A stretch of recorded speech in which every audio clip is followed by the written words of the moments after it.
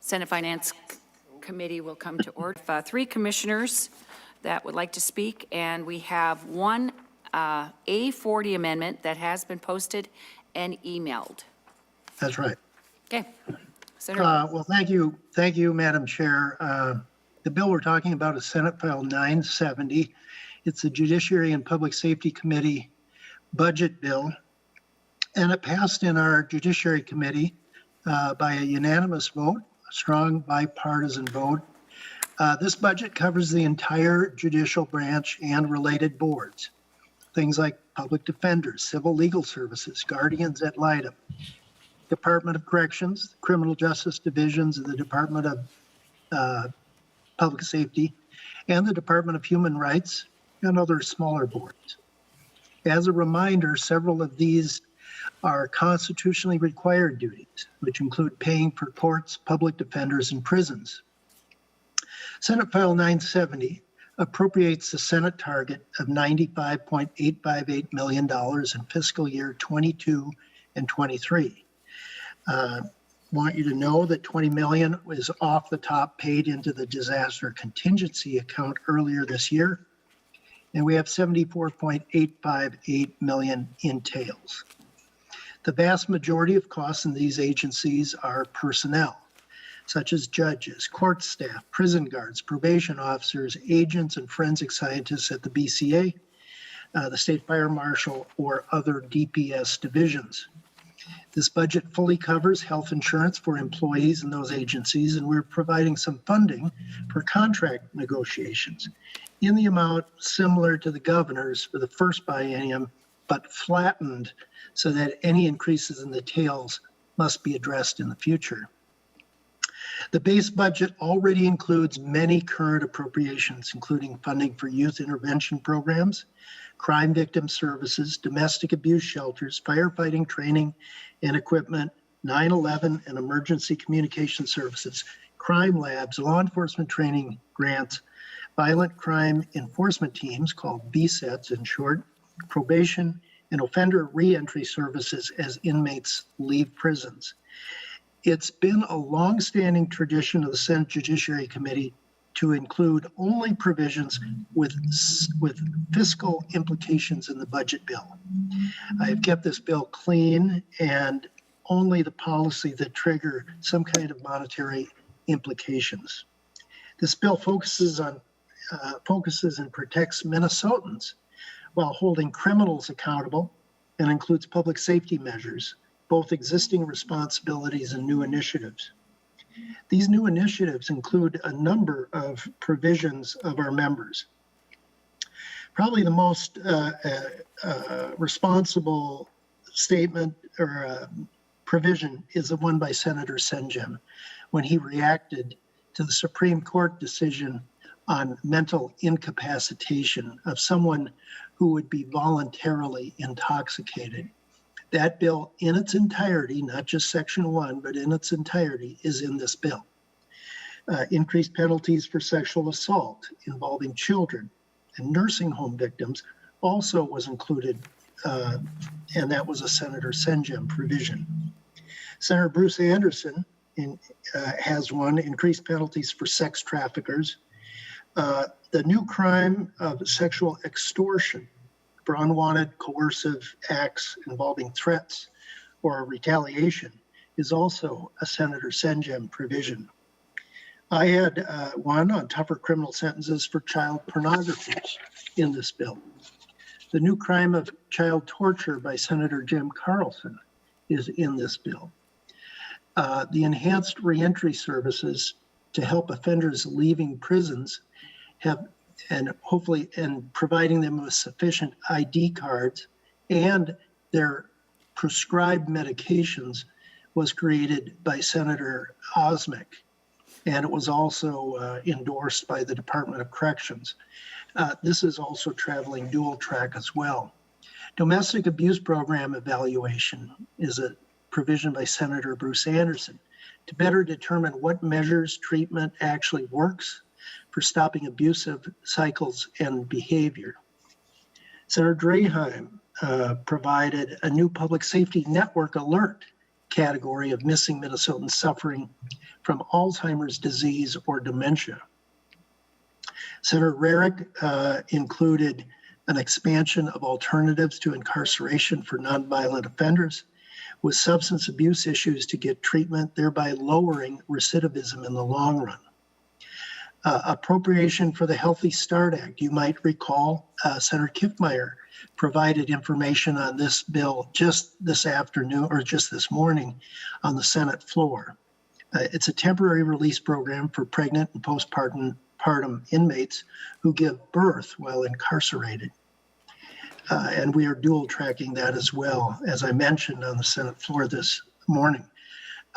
The judicial branch, we included some of their provisions on courthouse security grants, an expansion of electronic court records to expand remote public access to more case documents. We also have expanded slightly the violent crime enforcement teams, VSETs as they're known, aimed at gangs and drug trafficking, along with an experimental concept of providing a VSET to stop or diminish or react to the crime that's happening on the Metropolitan's light rail system. We know that that system cannot be successful until it's safe.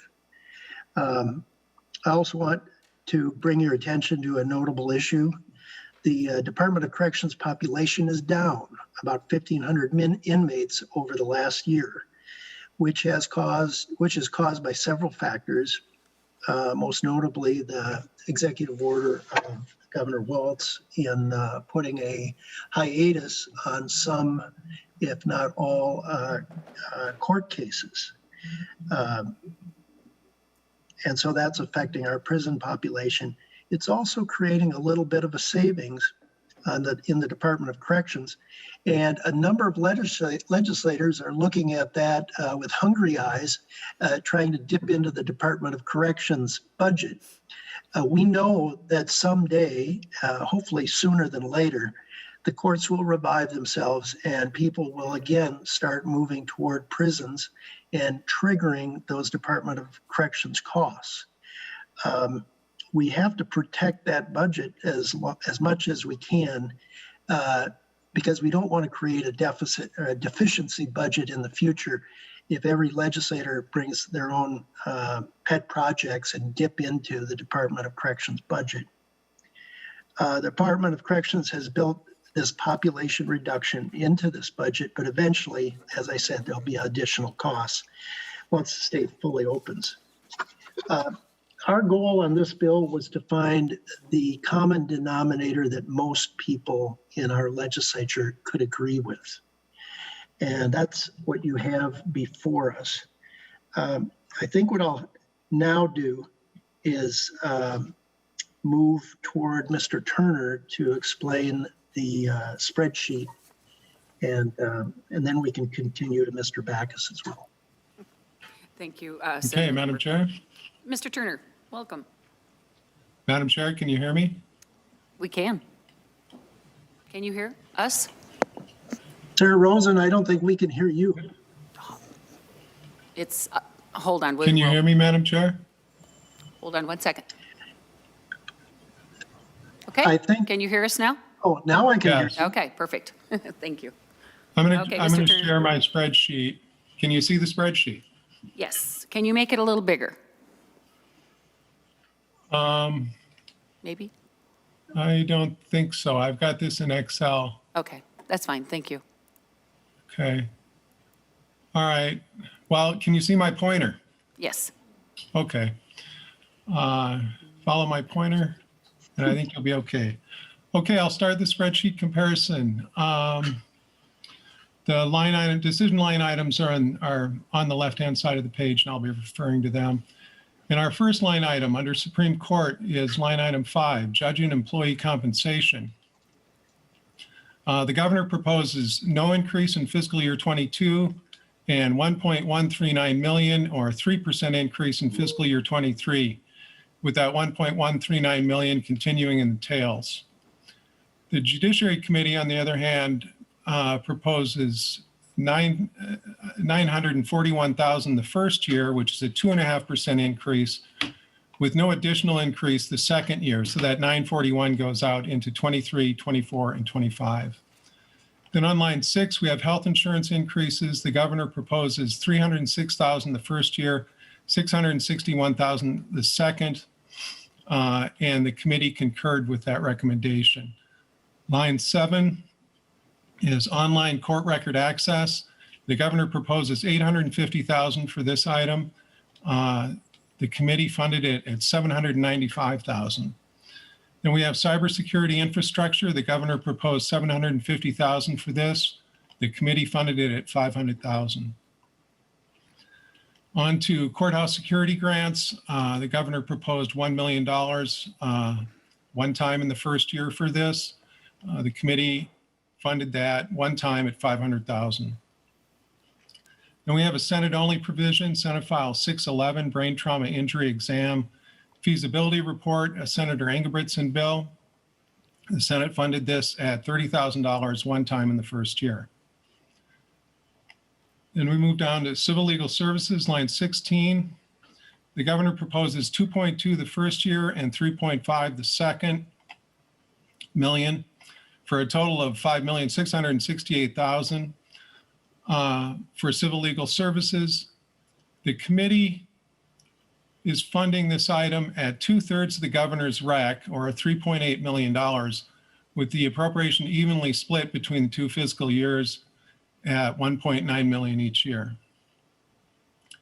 Then Court of Appeals, line 25, we have judge and employee compensation.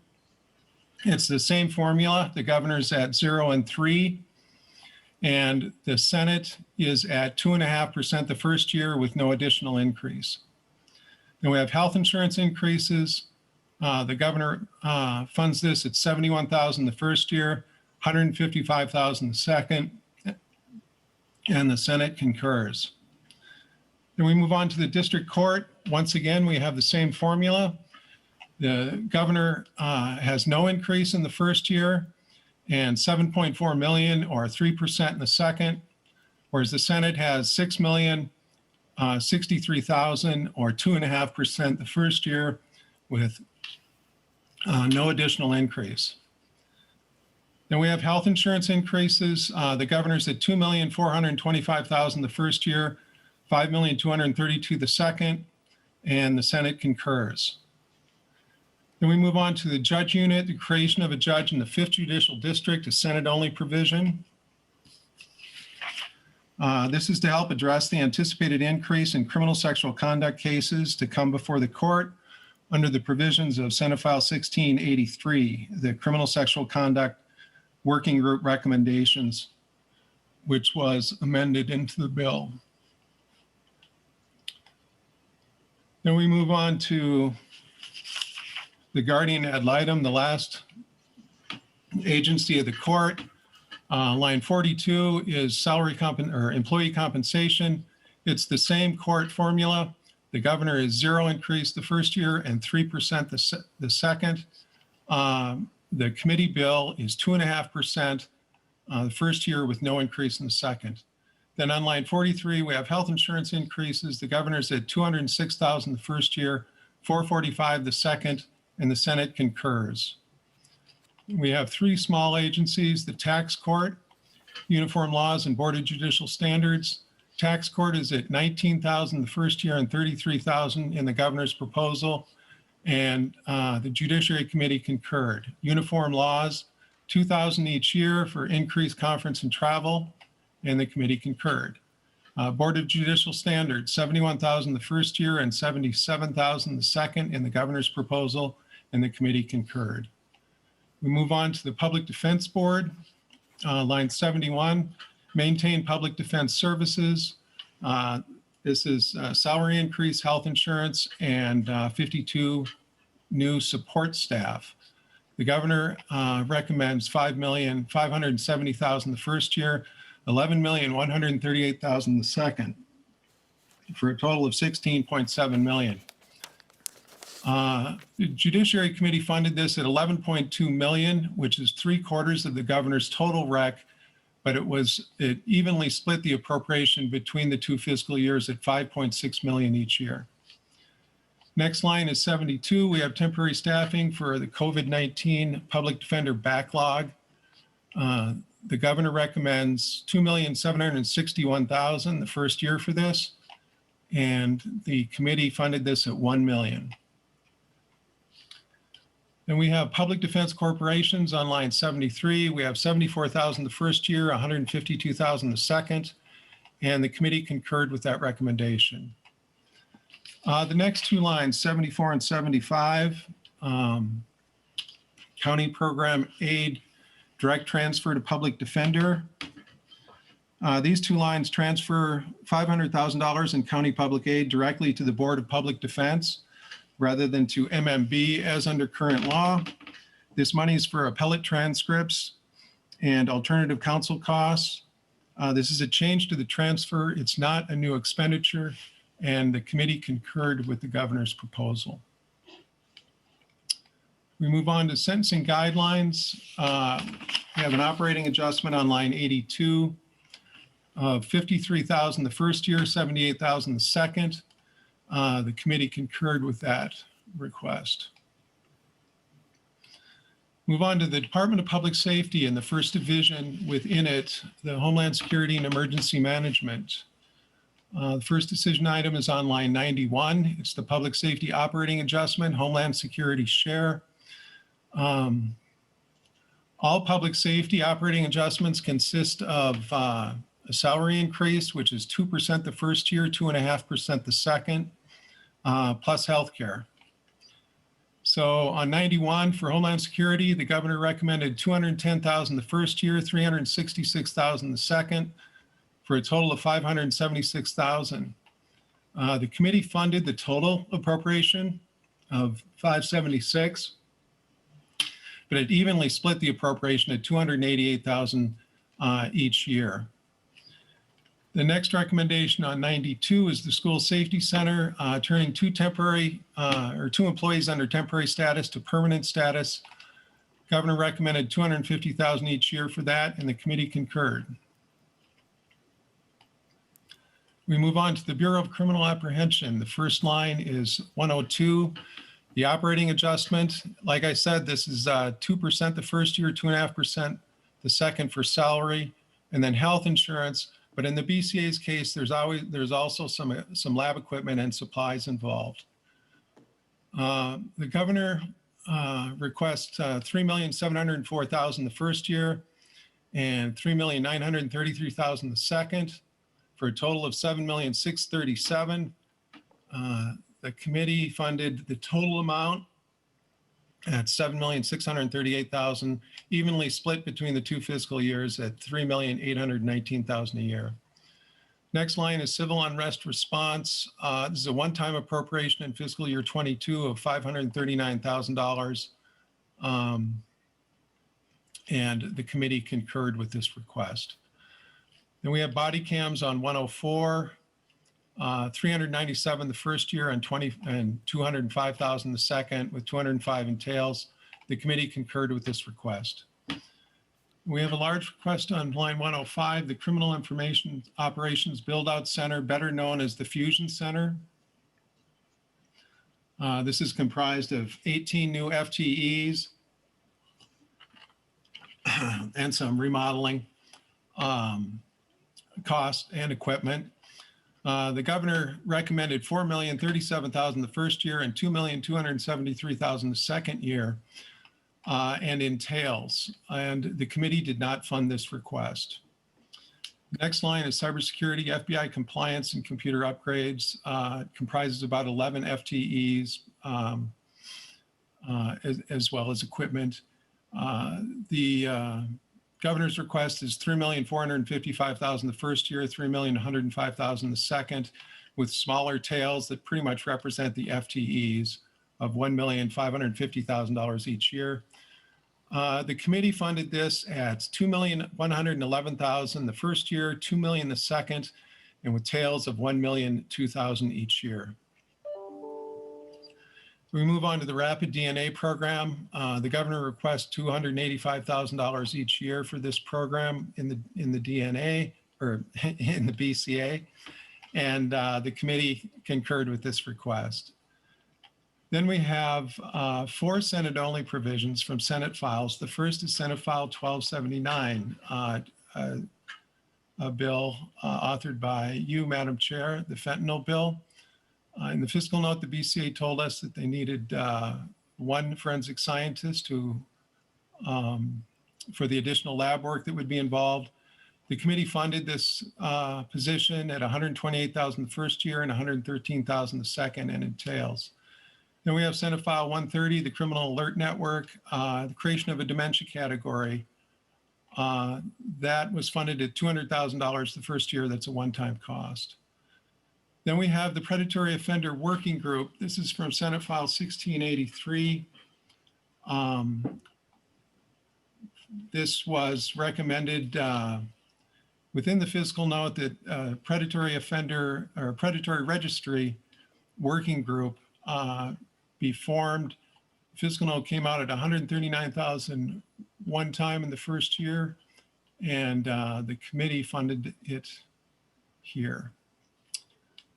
Then we have Senate File 1034, Senator Duckworth bill, where the BCA investigates National Guard criminal sexual conduct crimes. This funds one special agent in the independent use of force unit at the BCA. It's only a 2-year appropriation, as you can see. This is because the unit's set to expire in August of 2024, and the committee will be revisiting the funding of this in 2 years of this position. Then finally, we have the line 112, DWI lab operating costs, the trunk highway fund shift.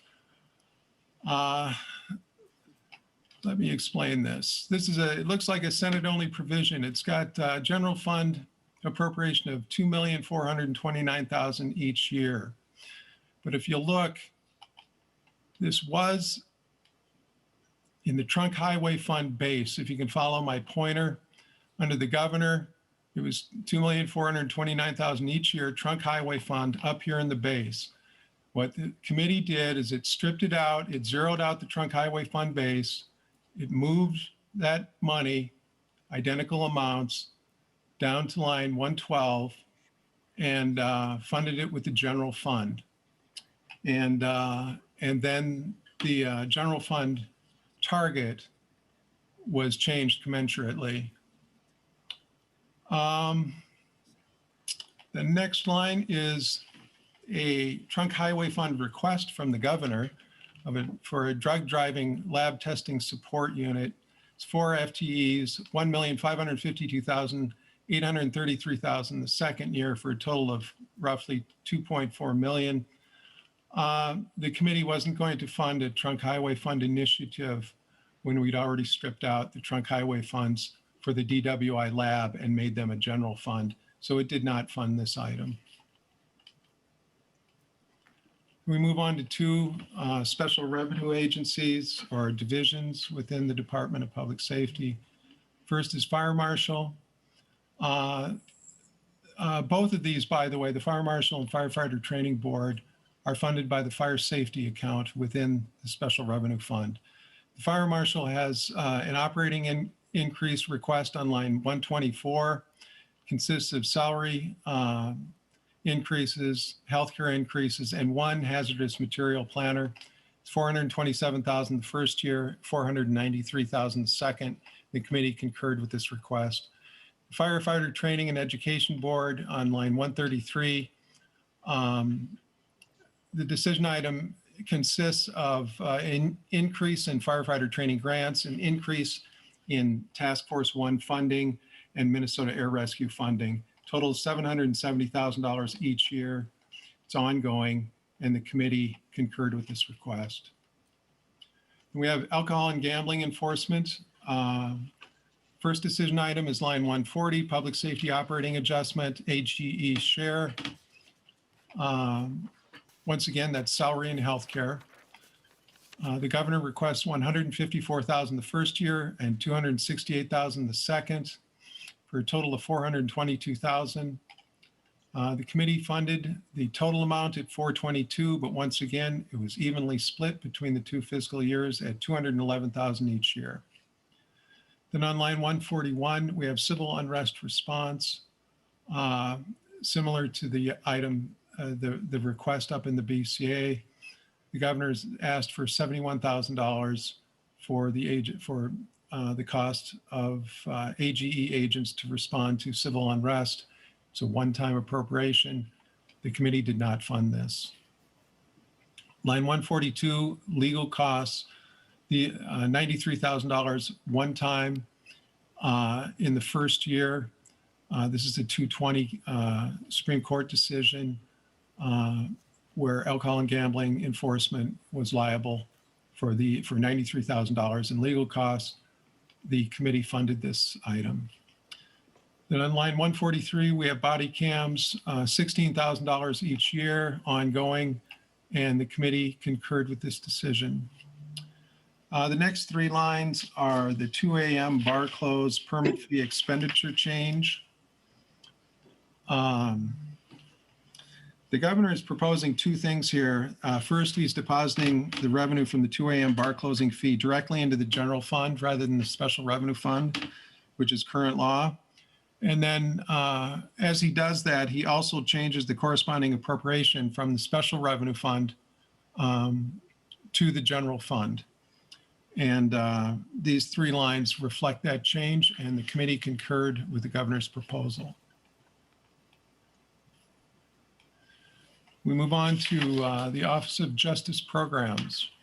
Line 155 is OJP's operating adjustment. Once again, salary and healthcare, $161,000 the first year, $281,000 the second, for a total appropriation of $442,000. The committee funded this, funded the entire total for the biennium at $442,000, but evenly split the appropriation between the two fiscal years at $221,000 a year. Then we have 7 governor proposed grant and service programs under the Office of Justice Programs that were not funded by the Senate. I'll quickly read through them. The first is on line 156. The Minnesota HEALS, its trauma grants and services, $4.2 million each year ongoing. Then we have survivor support and prevention grants, $10 million one time in fiscal year 22. Then we have expansion of juvenile justice unit grants and 2 FTEs, $1,100,000 each year ongoing. We have innovation and community safety grants, $5 million the first year, $2 million the second, with $2 million in tails. We have the expansion of the youth intervention programs at $500,000 a year. The Missing and Murdered Indigenous Women's Office, this would be the establishment of the office, would be 4 FTEs. The governor proposed $500,000 each year. And finally, combating sex trafficking. This is funding the recommendations of the Missing and Murdered Indigenous Women report. It consists of various grants and services. It's $2.5 million one time in the first year. Then we have 2 provisions that the Senate did fund. The first is a Senate file, 1655, Senator Anderson, which is a domestic violence pilot project. And a big part of that is an evaluation of results. The committee funded this at $150,000 one time in fiscal year 22. And then line 164 is the expansion of the violent crime enforcement team's grants by $1 million each year ongoing. Then we move to the last DPS division, the Emergency Communications Network.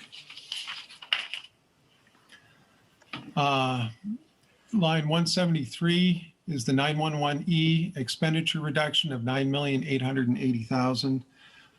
This line represents the net decrease of 15 cents per phone line from 95 cents to 80 cents, which the governor is proposing. And It comes to $9,888,000 each year ongoing, and the committee concurred with that proposal. Then finally, up in emergency communications, there's the committee funded Senate File 565, Senator Ingebrigtsen's telecommunicator working group. The committee appropriated $9,000 one time for contractor costs to work with that group and put out the report. We moved on to the post board. We have the operating adjustment for the post board, $23,000 the first year, $45,000 the second. The committee concurred. And we have e-licensing software on line 191. This is a current cost for Salesforce. The Minute has been picking up these costs. The governor shifted these over to the post board at $137,000 each year ongoing, and the committee concurred with this proposal. Line 192 is administrative services from the small agency resource team, $110,000 each year ongoing. Right now, the Department of Public Safety is picking up post-administrative services costs. So the governor proposed that Post pick up its own cost as an independent agency, and the committee concurred. Then on line 193, we have the Post staffing request, 4 new FTEs. We have compliance and enforcement staff, as well as a training coordinator. Governor recommended $645,000 the first year, $523,000 the second. Committee did not fund this request. Then we have the extension of officer training reimbursements, the striking of the sunset. This is the $6 million each year in additional police training reimbursements. If you'll see, it's a tails only item. This was originally sunset this year, 2021. Last summer in the second special session, we extended that sunset for 2 years. And that shows up here in the base on line 187, 11,131,000. Then the sunset comes here, the base goes back down to 5,131,000. So the 6 million ends up as a decision item in the tails at $6 million each year. Now the Senate did not fund this item. It didn't have $12 million in tails for that, but it does. It is going to revisit that provision in 2 years. Move on to private detective board. A small agency request of $5,000 the first year, $11,000 the second for operating adjustment, and the Judiciary Committee concurred. Human Rights Department, we have an operating adjustment of $192,000 the first year and $287,000 the second for a total of $479,000. The committee funded the biennial total at $480,000, but it evenly split the appropriation between the 2 fiscal years at $240,000 each year. Then the Human Rights Department, we've got the governor proposing 4 additional investigators and plus 1/2 of a support staff member. That requests for $491,000 the first year and $500,000 the second, $500,000 in tails. The Senate did not fund this item. And nor did it fund line 210, 1 3/4 FTEs that would work on prohibiting racial rental discrimination. The governor requested $265,000 the first year and $268,000 the second for this provision, and the Senate did not fund it. Then we move on to the Department of Corrections. Institutions Division, line 219 is their operating adjustment. The corrections operating adjustment consists of a 2.8% compensation increase over the course of the biennium, which would pick up step increases and then increased health care. The governor's request is for $6,604,000 the first year, $13,231,000 the second, for a total of approximately $19.8 million. And the committee bill concurs with this request. Then we have the Healthy Start Act, alternative placements for pregnant inmates. A related bill was just heard on the floor. The governor requested $200,000 each year for this proposal, and the Senate funded it at $100,000 each year. Then on line 221, we have the Ombudsman for Corrections. It says transfer out, see line 264. What we're doing here is taking the appropriation for the Ombudsman out of the institution's base and then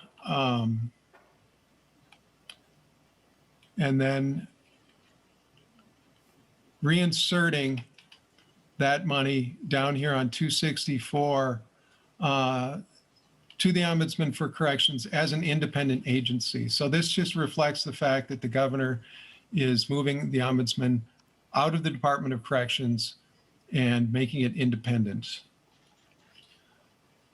The next line item, 222, the operating reduction. This is the operating reduction for the institutions in the governor's request consists mainly of a reduction in inmate health care because, as Senator Limmer mentioned, they have on average approximately 1,500 fewer inmates than were projected. But if you'll see, the governor's reduction was, it totaled 3.1 million for the biennium. Okay, the Senate reduction, the Senate bill increases that reduction to 2,537,000 the first year and 2.5 million the second, for a total of a little over 5 million. The reason the Senate increased that reduction is because it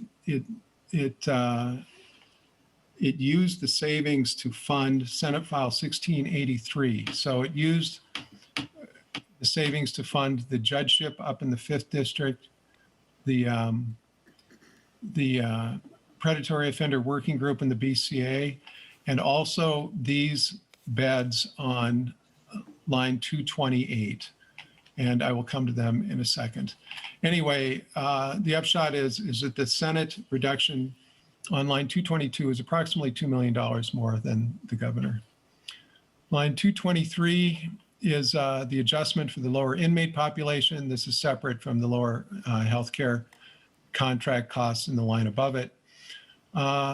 The governor recommends a reduction of $9,001,000 the first year, $7,793,000 the second, and the committee concurred with that reduction. Then we have 6 Senate-only provisions. 5 of them are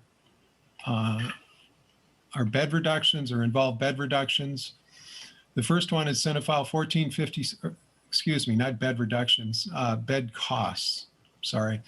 First one is Senate File 1457, Senator Limmer's child pornography severity ranking increases. That fiscal noted out in bed costs at $37,000 the first year, $127,000 the second, $258,000 in 25 and 418, or in 24 and 418 and 25. The next bill is Senate File 1279, Senator Rosen's fentanyl bill, where fentanyl is the same penalty threshold as heroin. That fiscal noted out in bed costs at $9,000 in 22, $15,000 in 23, 25 and 24, and 42 and 25. Then we have Senator Carlson's child torture bill, or the establishment of the child torture felony, Senate File 868.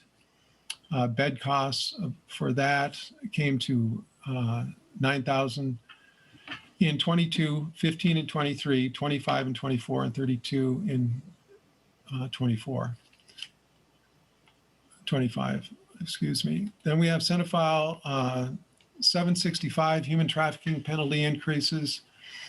Bed costs for that were $10,000 in fiscal year 23, 35 and 24, and 58 and 25. And finally, Senator Senjum's Senate File 1683, the Criminal Sexual Conduct Working Group sentencing recommendations. These came in at $112,000 in fiscal year 22, $429,000 in 23, $823,000 in 24, and $1,292,000 in 25. And finally, we have a Senate-only provision Senate File 519, Senator Osmick's bill. This is the provision of a state ID and 90 days of meds to inmates upon release. Plus, the Department of Corrections is required to create a homeless mitigation plan for release inmates. The mitigation plan costs $12,000 in the first year. The state provision of the state ID and 90 days of meds is $48,000. So the appropriation reads $60,000 the first year and $48,000 in tails. The second year in entails. We move to community services. Line 236 is the operating adjustment. Once again, it's a 2.8% compensation increase over the course of the biennium plus healthcare. Governor recommended 823 the first year, 1,650,000 the second, and the committee concurred. Then we have the Juvenile Justice Data Repository, some upfront minute costs and FTEs. The governor requested 1,660,000 the first year, 660,000 the second, with tails of 285,000 each year, which pretty much reflect the FTEs, the permanent positions. The Senate did not fund this item. Then we have the expansion of oversight on DOC licensed facilities. This consists of about $500,000 in minute costs plus 4 FTEs. 992,000 the first year, 492,000 the second. The committee did not fund this item. Then we have the operating reduction for community services within the DOC. This reduction consists mainly of the DOC's having a smaller footprint. It's got some lease savings and it's keeping some FTEs open. That reduction comes in at $200,000 each year ongoing, and the committee concurred with that reduction. Then we have a one-time CCA, which is Community Corrections Act, and CPO, which is County Probation Officer Reimbursement Grants. This is a governor's proposal, $1,321,000 each year. One time this biennium with no tails. The Senate did not fund this provision. The governor's proposal also includes a work group that would study and propose the structure and future funding of supervision services in the state. And that is why the request for this increase is only in the first biennium. Now, in response to this item, the Senate bill has lines 242 and 243, a straight increase in the Community Corrections Act subsidy of $1,250,000 both years and ongoing, as well as an increase in the CPO reimbursement of $350,000 each year, this biennium and ongoing. Okay, we skipped over a line there because lines 240 and 242 and 243 were kind of related. Line 241 is DOC probation services, the state provision of probation services within Meeker, Renville, and Mille Lacs County. It's $1,170,000 each year. These three are county probation officer or CPO counties, which have decided to go completely over with state supervision or state DOC counties. I know it's a little confusing. We have 3 different delivery systems. Anyway, this appropriation of $1,170,000 each year is an appropriation to the state, but it's reimbursed by the counties down here on line 291. We have the general fund reimbursement for the probation services which are provided to Meeker, Renville, Mille Lacs County. So that line is budgetarily, it's a wash. And finally, under community services, it's line 244, Senate File 1137. That's Senator Rarick's bill, Alternatives to Incarceration Program Expansion. The Alternatives to Incarceration Program was created 4 years ago by the legislature and was funded at $160,000 each year with tails. That funding funds the program that currently exists in Anoka County. The committee liked what it saw and provided an additional funding for 2 more sites, one in Crow Wing and one in Wright County.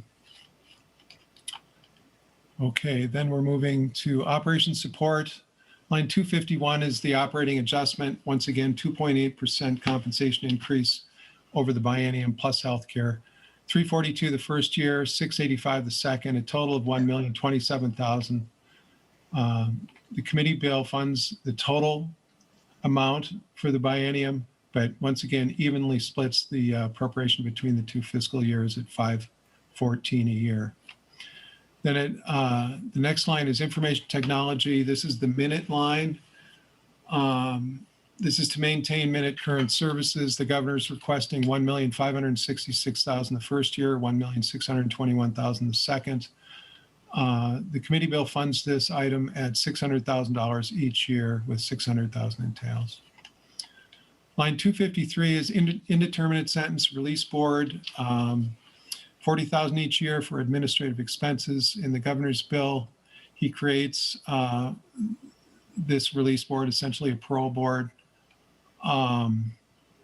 for people who are given life sentences or indeterminate life sentences.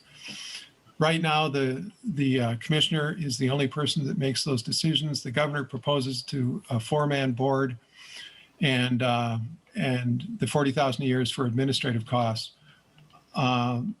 The Judiciary Committee did not create the board, and of course then did not fund it.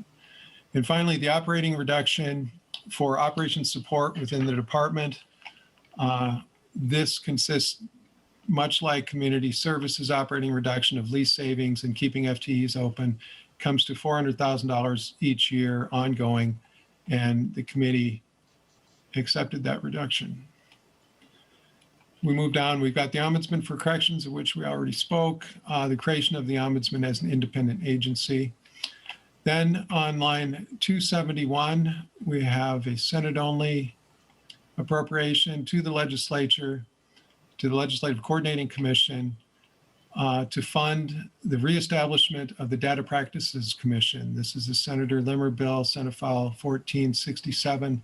It's funded at $60,000 each year ongoing. We have general fund transfers. Senator Limmer already had mentioned the disaster contingency account. Governor recommends $25 million. In the Senate bill, it's $20 million. And then on 278, we have a base transfer for the Community Justice Reinvestment Account, which was created in 2015, and the governor and the Senate both extend that base transfer. We have some revenue adjustments quickly. We've already been over 291. That's the general fund reimbursement for Meeker, Renville, and Mille Lacs counties. We have 2 cancellations. Fiscal year 21 cancellation from the Department of Public Safety, Alcohol and Gambling Enforcement. We recaptured that money in the fiscal year 22 carry forward, $132,000. And then on line 293, the same thing. Department of Public Safety, this time the Office of Justice Programs. It's a 21 cancellation. Recapture it with a 22 carry forward of $213,000. And finally, we have adjustments, non-general fund adjustments. I'll go over these very quickly. A couple we've already mentioned. Line 305, the emergency communications rate change, that is connected to the E911 95 cent per phone per line rate change that I talked about earlier. The rate is going from 95 cents to 80 cents under the bill. The next 2 lines, 306 and 307, are reallocation of E911 funds. Currently, Medical Resource Communication Centers receive $683,000 in grants each year. The governor proposes to phase out those grants in the second year and reallocate that money to PSAPs, Public Safety Answering Points. That takes place in the second year, and the Judiciary Committee concurred with that proposal. Then line 308 and 309, we have hazardous material responsible party clarification transfer out of the Special Revenue Fund, and actually it's into a Special Revenue Fund account in the fire safety account. It's $123,000 in reimbursement, and the bill clarifies that it belongs in the fire safety account, and it does so later in the bill, and this just recognizes that transfer. Line 310 is the Department of Human Rights Certificate of Compliance. It's a $100 increase from $150 to $250 for certain large corporations that have state contracts. This brings in $73,000 each year, and the committee concurred with that proposal. And we have another 2 a.m. permit fee loss, revenue loss, $500,000 each year. Since the money from the revenue loss is now going to be deposited directly in the general fund, there will not be a transfer into the Special Revenue Fund or a transfer out of the Special Revenue Fund. And then on line 312, we have the Railroad and Pipeline Safety Assessment. This assessment went into place in 2015 at $2.5 million each year. It was sunset in 2017. The governor proposes to reimpose this assessment at $2.5 million each year. The Senate did not choose to reimpose the assessment. And finally, on line 313, we have Correctional Reinstatement or Reinvestment Special Revenue Act. This is a proposal that came in with the governor's revised bill. It has an account that would consist of the savings from inmates who earned early release. And the savings are all projected. That's why there isn't any money in the governor's line here. In the Senate line, the Senate did not concur with this, did not establish the account, and therefore there is no money in that prospective account. And that, Madam Chair, is the spreadsheet. And now if you'd like, I guess Mr. Backus and I can quickly go over the rest of the bill, or is the spreadsheet? Thank you, Mr. Turner. I am not sure if there is much left of, much remaining of the bill. Mr. Backus, is there anything that you would like to point out that has not been covered by Senator Limmer or Mr. Turner? Madam Chair, no, not really. I think Mr. Turner went through all the provisions basically, at least in passing. Again, if you'd like, we could go through it a little more depth. It's really up to you. Mr. Backus, I think what I'd like to do, and if it's okay with the members, to get to the testimony from the commissioners. I think that would be important. And then we can go back through the spreadsheet and have any questions, but I would like to get to the commissioners. Okay. Thank you, Mr. Turner. Appreciate it. Okay, I'm gonna. And up next, we have Commissioner Rebecca Lucero from the Human Rights. Madam Chair, Yes, Senator Limmer. pardon me for interrupting. In order to get the bill in the full form, I did want to remind you, we have an 840 amendment. Would you like to do that? Okay. Why don't perfect. we do that, and then we can have the full discussion. Okay, Senator Ingebrigtsen moves the A40 amendment, and members, it has been emailed and posted. Would you like to go through that, Senator Limmer, or would you like to have Mr. Backus? I'm going to ask Mr. Turner to explain the amendment. It's a two-part amendment. Okay, Mr. Turner, you should Madam all have Chairman, that, members. Madam Chairman and members, like Senator Limmer said, it's a two-part amendment. The first part consists of line 1.2 to 1.18. What this does, it concerns the judicial salary increases. They need to be specifically stated in the bill in percentage form. The committee bill did not do that. We'd like to do that here, and that's what these lines do. And then lines 1.19 to 1.23. This is an amendment in response to a request from you, Madam Chair, to monetize the percentage ceilings for grant administration. The number here is 2.5% of the annual appropriation for DPS, the Office of Justice Programs. This speaks to your intent, Madam Chair, but I hope to work with the department and to make sure that that is a refined number. It does represent 2.5% of the OJP appropriation, which is OJP is really the Department of Public Safety's grant division, and 99% of its budget consists of grants. So that's the second part of the amendment.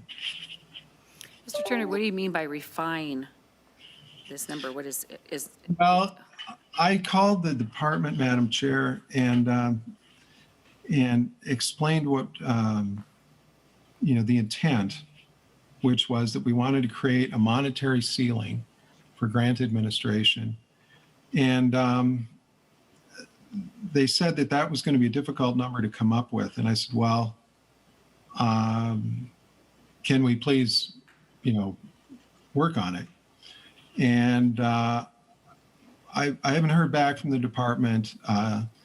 And so what I did for this amendment is I just said, okay, we'll take 2.5% of the annual appropriation. Okay, thank you. And members, if you remember, we've been doing this in other bills. We didn't have an opportunity. I don't think there was any opportunity in Senator Pratt's bill, but this is to make sure that there's a consistent number going forward and that it doesn't keep increasing because the base budget keeps increasing. So Senator Limmer, anything else that you'd like to say on this 840 amendment? No, I think Mr. Turner covered it adequately. Okay. Members, are there any questions? Okay. Senator Ingebrigtsen renews his motion that the 840 amendment is adopted. All those in favor say aye. Aye. All those opposed say nay. Motion prevails. The amendment is adopted. Okay, now we will go to the commissioners. And we have Commissioner Lucero up first. Yes. Hello. Good afternoon, Chair Rosen, Chair Limmer, and members of the committee. Good afternoon, Commissioner. Welcome. Yeah, thanks so much for having me today. So my name is Rebecca Lucero, and I am the Commissioner for the Minnesota Department of Human Rights. The Minnesota Department of Human Rights is the state civil rights enforcement agency. The dedicated staff at our department work every day to help ensure that Minnesotans can live with dignity, free from discrimination. Today, my testimony will first focus on our appreciation and shared alignment with elements of Senate File 970 and the Governor and Lieutenant Governor's recommendations for our department. Then I will touch on places for continued conversation as we move through the Omnibus process to help protect the civil rights of all Minnesotans. So let me start by talking about the operating adjustment. Now, the operating adjustment is critical because it ensures that we can maintain our current operations. It supports the underlying growth of costs such as healthcare and IT services. And we're really grateful that Chair Limmer included the full operating adjustment in fiscal year 22-23. However, we would like to see the tails fully funded moving forward. Our department is a staff-powered agency. In fact, over 80% of our budget goes directly to staff. Because the operating adjustment maintains our existing services, flattening it means we would have to eliminate staff, dedicated, hardworking civil servants of Minnesota. Chair Limmer also included our request to adjust our workforce and equal pay certificate fees. that moves it from $150 to $250 for a 4-year certificate, which we greatly appreciate. The department's certificate fees have actually not been adjusted since their inception. For the workforce certificates, that was in 2003. And for the equal pay certificates, that was 2014.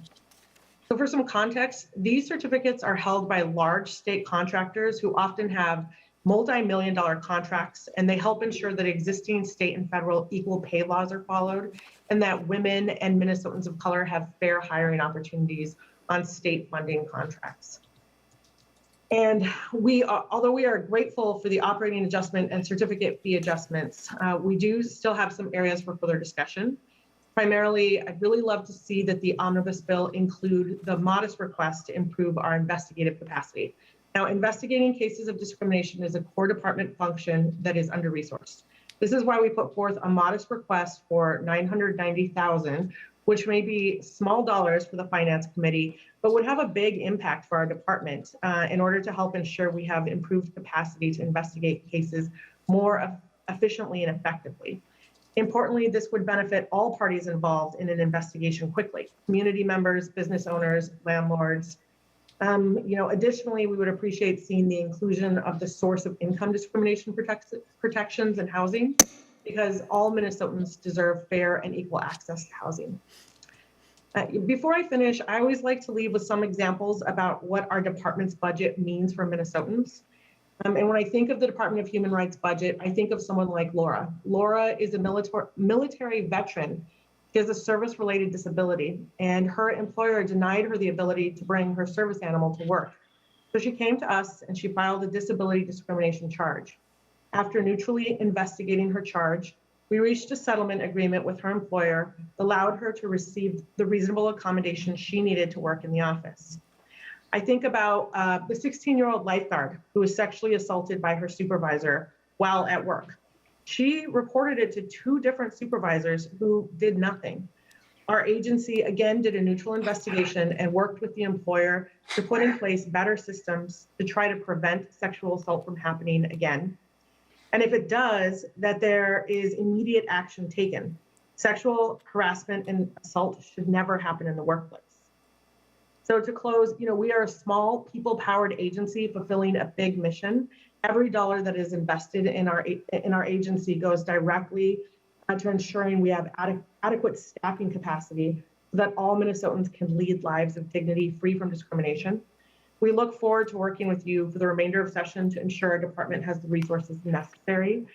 Thank you again, Chair Rosen and Chair Limmer. I'm happy to stand for any questions. Thank you, Commissioner. Did you happen to mention Senate File 765, the penalty increases? The penalty increases for For human trafficking, penalty increases? No. That was I in did not. that was in Senator Limmer's budget also, for you. Yeah, that's not us. That's not Department of Human Rights. That would not come from you, Correct. the human rights. Okay, thank you. Any questions for the Commissioner? Give everybody a chance. Well, thank you so much for coming to our Finance Committee. I really appreciate it, Commissioner. And thank you for the Have a work great that day. you're doing. Thank It's you. trying times, but you're doing a great job, so thank you very much. Thank you, Chair Rosen. And then we have Commissioner Harrington, our Public Safety. For many of us, we're honored to serve with Commissioner Harrington as Senator. Madam Chair.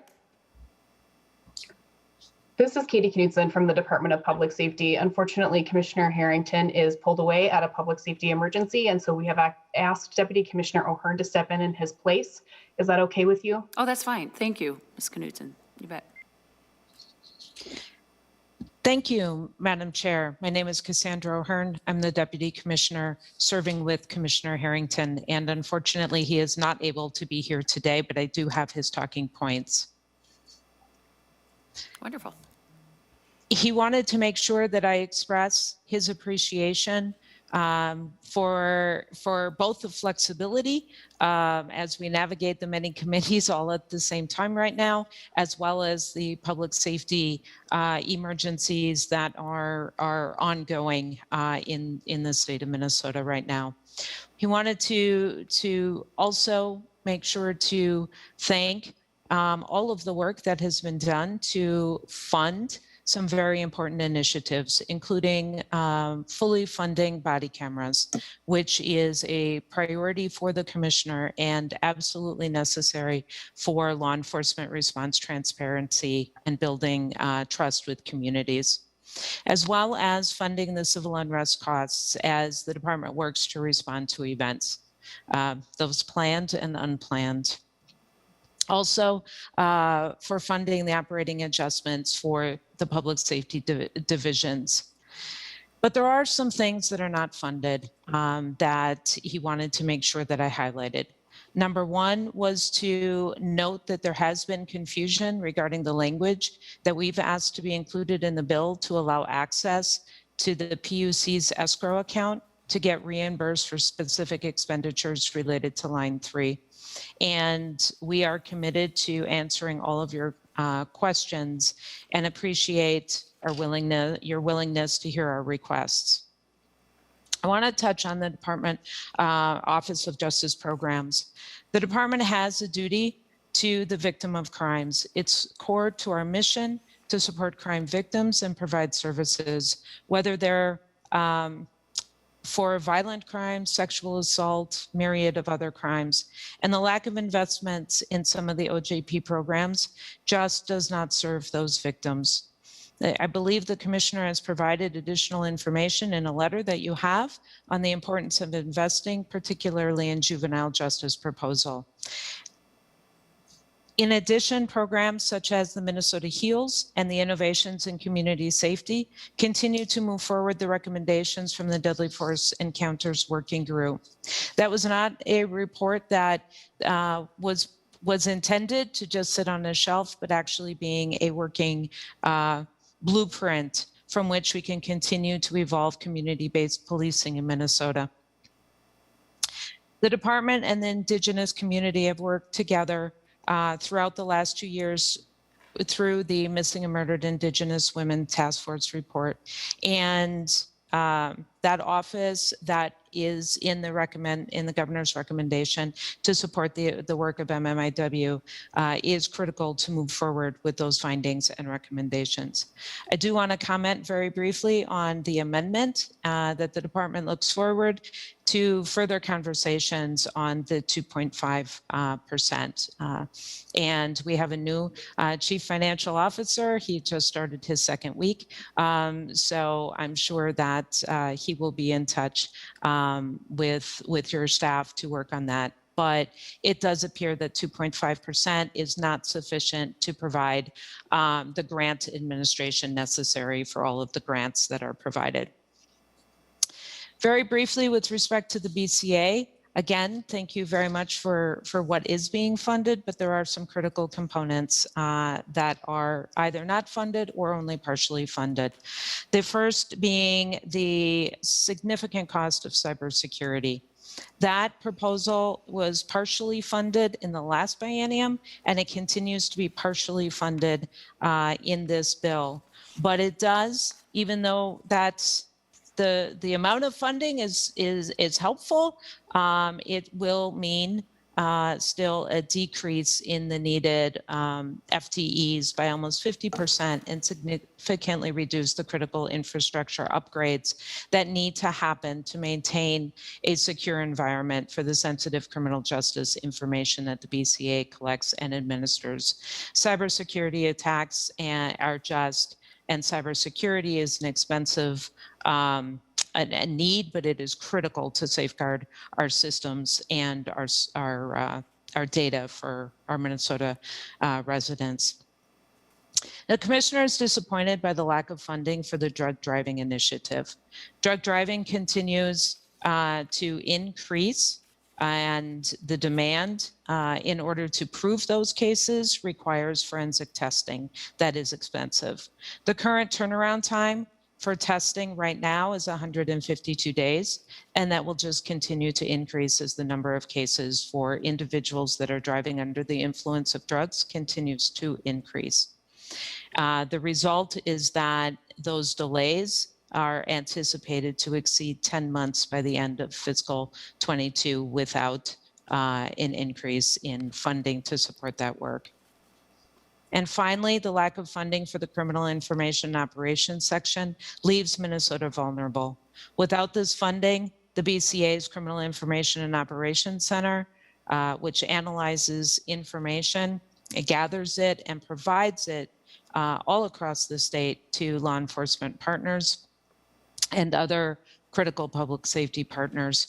Right now, the support basically means that there is only support during kind of normal working hours, banking hours, and it is not 24/7. And if you look at the events that happen, overnight, unexpectedly, that type of information is just critical to be able to ensure a proper response. This unit has been utilized heavily during the response to COVID, as well as episodes of civil unrest, threats assessment for the state fair, for our schools, for our faith-based institutions, and for other major events. Their mission is to collect, analyze, and disseminate information to help communities across Minnesota make informed public safety decisions. Again, I want to thank you for taking the time, for listening to me instead of Commissioner Harrington, but from hearing his words through me. Thank you for the time, the investment that you are making to public safety in Minnesota, and we look forward to continuing to work on hopefully being able to get a package that even supports the public safety needs in Minnesota better. Thank you. Thank you, Deputy Commissioner. Would you be able to take some questions? If we had some? Yes, I can. Good. Yep. Does anyone have any questions? Well, I actually have one, if you don't mind, Deputy Commissioner. So it was the drug, it was not funded, the drug, what was it? You mentioned. Madam Chair, it's the Drug Driving Initiative. The drunk driving. Drugged. Drug driving, okay. Yep. They sound Oh, I see. similar. Yes, the testing. Right, lab. and yep, and at the time the officer pulls somebody over, right, you don't know if it's under the influence of alcohol or under the influence of other drugs. Right. And if somebody appears to be impaired, but they don't respond, it doesn't show up, say on a breathalyzer or something like that, right, then they go through that process of the driving under the influence of drugs. Okay, super. That is on line 114, I see, 4 FTs. I guess I really appreciate Senator Limmer funding the VSET program. I think that's incredibly important to stop the drugs getting into the state from the get-go. I guess my question was, wasn't there an expansion and significant money for the BCA either last budget cycle or the time before? So we've expanded the lab, and am I wrong on this, or Senator Limmer, can you help me, or Mr. Turner? Mr. Turner might be the better person. My memory is a little foggy on it, Madam Chair. Mine could be too. Mr. Madam Turner. Chair.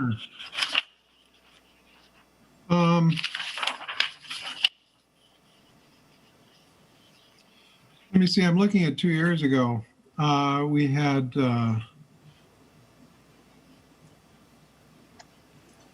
drug agents and forensic scientists. We had $650,000 permanent funding expansion there. We had minute enhancements of $742,000 each year ongoing. We had FBI cybersecurity compliance, which is what I think what the Deputy Commissioner was talking about. We partially funded that 2 years ago. Is that correct? I see you're nodding. Yep, Yeah. that is correct. Yeah. That's the partial funding on that, which is partially funded in this bill as well. Yeah, and then we had 4 major initiatives 2 years ago. The other one was the AFIS, the automatic fingerprint system lease, which we renewed. But those are the 4 big initiatives from 2 years ago, Madam Chair. For the BCA, is that correct? Yep. Okay, Yep. okay. Senator Ingebrigtsen, is this question for the Deputy Commissioner? Yes. Yes, sir. Thank you. Thank you, Madam Chair and Deputy Commissioner. More of a comment to start with, Senator Limmer. Thank you for working on that fentanyl situation, or the piece of the bill. It's becoming unfortunately, the new drug that I know law enforcement and folks are dealing with, especially in light of the open border that's going on down south. The question I have, Commissioner, is and maybe it's just a clarification when you talk about line 114, drug driving testing lab.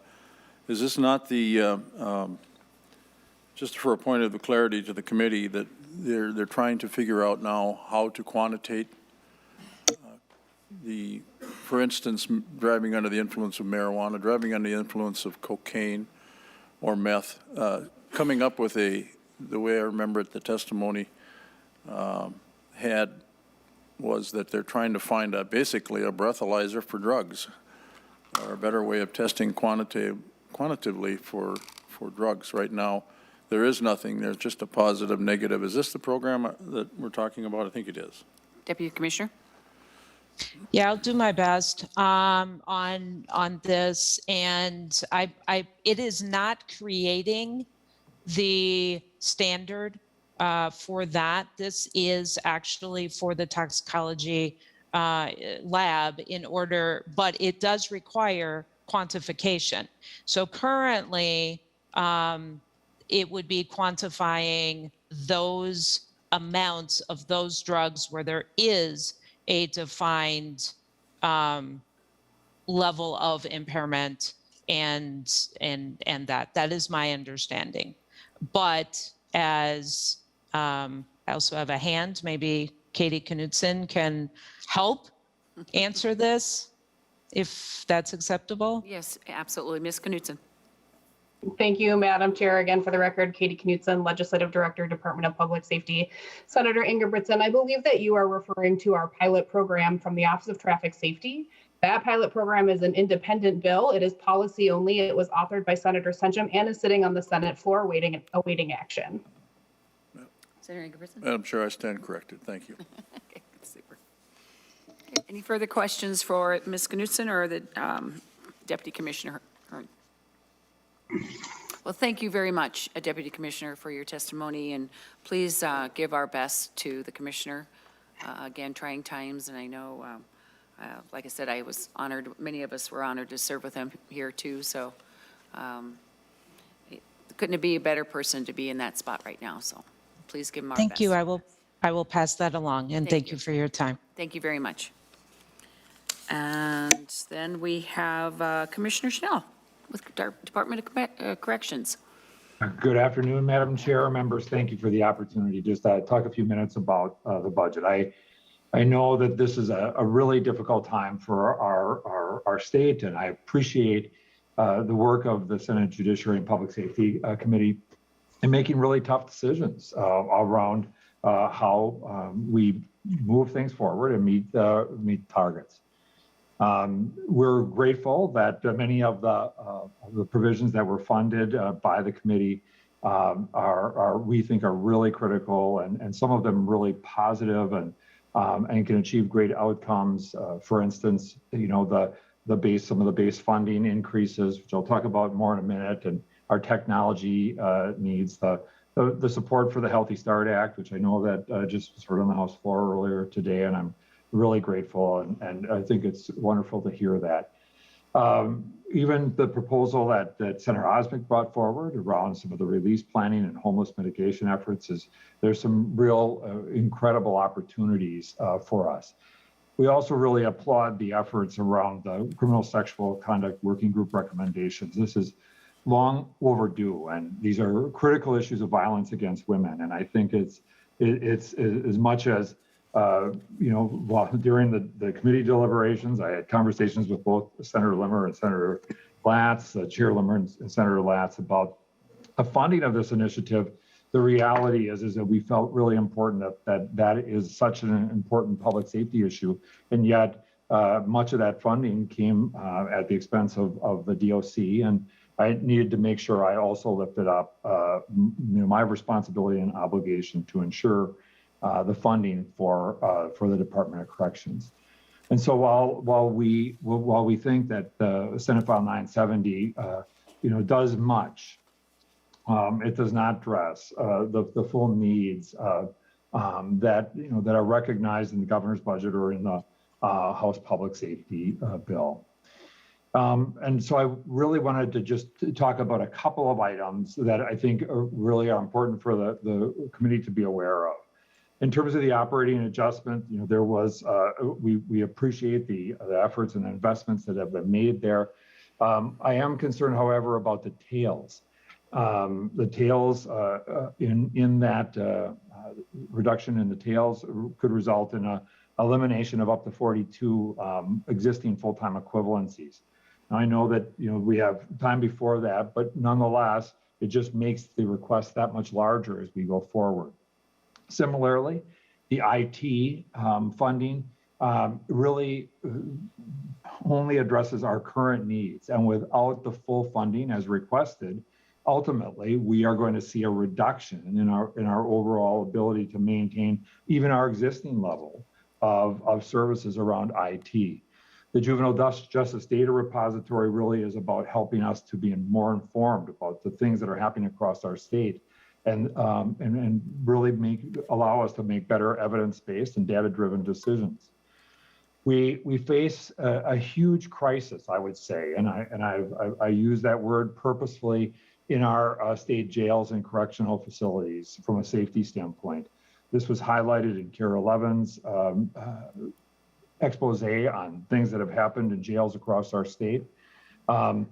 And ultimately, there has been no substantive revision of the DOC statutory responsibility or authority to fulfill oversight of jail functions in our state for 45 years. We worked very closely with the Sheriff's Association and developed language that ultimately strengthens, I think, our response to and our obligation to provide for basic and fundamental constitutionally required care for people in correctional facilities, both in state correctional facilities as well as in county correctional facilities. And this was not funded, and something that we feel is essential. It also came up as a conversation in committee when the OLA came in and made recommendations that there be some specific audits, safety audits that occur in the state's prisons. Our response was to come forward with a proposal that would include some IT investments to help us better track this data and have counties be able to submit data to us, and as well to do audits in our facilities. I would just say that we came at our budget from looking at this from the standpoint of recognizing the challenges our state was facing. And you can see that reflected in the fact that we came forward with a number of cuts in several of our program areas. We're grateful for the funding that was provided to pass-through funding for the community corrections at counties and CPO pass-through.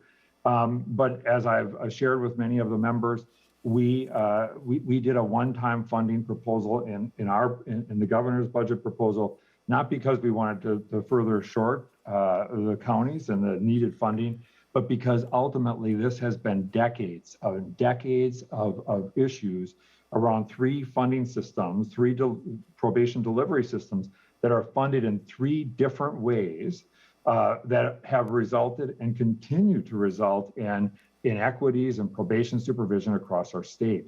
And ultimately, this inequity is contrary to Minnesota law. And so ultimately, we think that what needs to be included is that language around this work group that we think is so important be built into this as we go forward. And we've provided the Chair Limmer with some of that language that was included in the House bill and really was jointly developed between us and the counties and AMC, because ultimately we all know that this has to and fundamentally must get addressed. And finally, Madam Chair and members, I would be remiss if I didn't. I know that it's on the spreadsheet. There is no dollars in it, but I want to just highlight for 1 minute, I think an opportunity for our state to look at this Minnesota Rehabilitation and Reinvestment Act. That is about smart justice that improves public safety and allows us to make strategic investments, including a return of dollars to the state's general fund in the future based upon our ability to invest more deeply in rehabilitation, improving those public safety outcomes, and the opportunity to more deeply invest in people who need and require higher levels of supervision and service. We think that there's an opportunity to be creative, and this is supported by both conservative and progressive groups across our nation.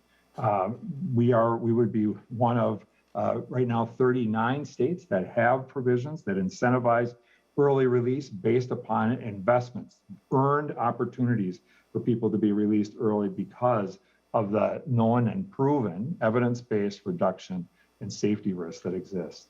So, Madam Chair, I would really ask that the committee look to, and as much as I appreciate, and I do truly appreciate the work of the committee in terms of trying to balance all of the needs that exist, I can't understate the importance of my obligation to advocate for the Department of Corrections, its critical services to our state, to the staff who deliver this, and ultimately to reducing the number of victims in our state and improving the opportunity for people who are engaged in the systems to become wholly and fully engaged in our communities, become producers and consumers and supporters of communities across our state.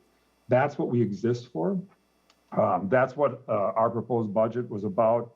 And I hope there's an opportunity along the way for us to continue to talk about ways to achieve that end. And with that, Madam Chair, I would stand for any questions the committee may have. Yeah, thank you very much, Commissioner. Members, are there any questions for Commissioner Schnell or the other two? Senator Benson. Thank you, Mr. Chair. Commissioner Schnell, I'm looking at the release of inmates' identification cards and supply of medicines, and I cannot remember if you and Commissioner Harpstead had worked on something during COVID, and if you have the authority to do this, is there some transition program to help inmates get onto medical assistance when they're released from prison? I know that was something that was floating out there, and this triggered that memory. If you could help me recall. Commissioner Schnell. Madam Chair. Madam Chair, Senator, yes, during COVID, we worked very closely with DHS. It was critical for those people that were the highest risk, the sickest people, that for conditional medical release, we were able to develop and streamlining that process. This bill does some of that and addresses some of those needs around making sure that people, oftentimes who may be vulnerable, that have that kind of coverage so that there isn't that gap or drop in access to medical services. But it is really much more comprehensive, and it really was a great initiative proposed by Senator Osmek and really supported by the agency that will help reentry and really reduce some of the risk of people who are reentering back into our communities across the state. Senator Benson. Madam Chair and Commissioner Schnell, so is the handoff to medical assistance support, is that part of a return to community process? Are you doing that already, or is there still a gap there and it was only a COVID opportunity? Commissioner Schnell. Madam Chair, Senator, we are continuing that effort. It was staff intensive, and so we're finding ways to streamline these processes. We, in some places, have working with the counties, other places. So there's work to be done yet, but we are trying to systematize this in a way that makes it more efficient going forward, not just for COVID.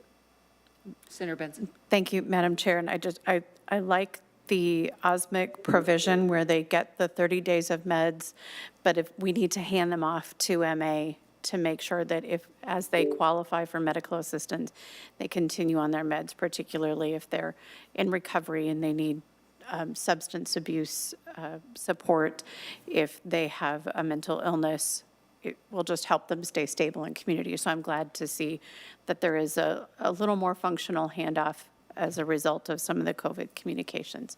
Thank you, Madam Chair. And Commissioner, I've been asking every commissioner just about, and I guess if their deputy commissioner's still on, and perhaps Commissioner Lucero also, do you know of any federal funds that are coming your way? What have you received? Do you know anything from the ARP or this third round that the president is discussing? Can you give us a summary there? Yeah, Madam Chair, I'm going to be as vague as my colleague from DEED was today, because we're really in the same boat. We don't have any clear guidance yet from the Department of Treasury at the feds around exactly how these funds can be used. We think that we're hopeful that there will be some opportunities, although much of that one time or much more shorter term in terms of the ability to move that direction. But so we've identified a number of different ways that this could be broadly helpful. Unfortunately, much of it will not fill gaps that exist. One of the places that we do believe that there has been some direct sense of the ability to recoup is the losses that our Minnesota Correctional Industries Program sustained. We think maybe a couple $1 million may be able to be brought back in, but we're waiting for final kind of determination of what the feds may be able to provide and what guidance we get. So Commissioner, is that directly to the department, what you're receiving, and how much are you receiving from the ARP this round? Madam Chair, right now we do not have any, there's no direct appropriation for corrections. So it's really, this is unlike many other areas where there may have been some of the employment side or those workers' compensation issue areas, some of those areas, I think there were broad categories.